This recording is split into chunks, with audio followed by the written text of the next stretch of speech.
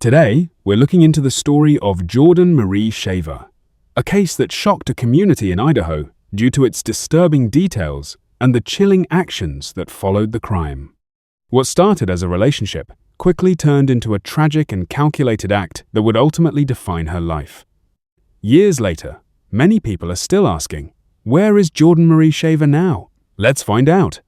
The case dates back to October 2012 in Garden City, Idaho, where Shaver was living with a man named Brian Barton Geddes.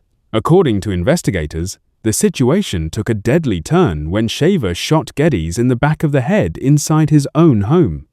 What made the case even more disturbing was what happened next. Instead of reporting the crime, prosecutors revealed that Shaver wrapped the body and hid it in a crawl space under the house, then continued living there for weeks. During that time, she reportedly used his belongings, drove his vehicles, and spent his money while pretending everything was normal. Eventually, suspicions grew, and authorities were alerted.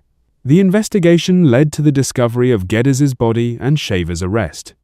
In 2014, she pleaded guilty to second-degree murder and was sentenced to life in prison, with the requirement that she serve at least 20 years before becoming eligible for parole. So, where is Jordan Marie Shaver now? As of now, Jordan Marie Shaver is still in prison in the United States. She remains in the custody of the Idaho Department of Correction, serving her sentence at a correctional facility in Idaho. Records indicate that she is not eligible for parole until around 2032, meaning she still has several years to serve before even having the chance to request release. Her case remains one of the more unsettling true crime stories, not just because of the murder itself, but because of the actions that followed, which left a lasting impact on the community and the victim's family. From living freely in Idaho to spending decades behind prison walls, Jordan Marie Shaver's story is a reminder of how a single violent act can permanently alter multiple lives. Thanks for watching.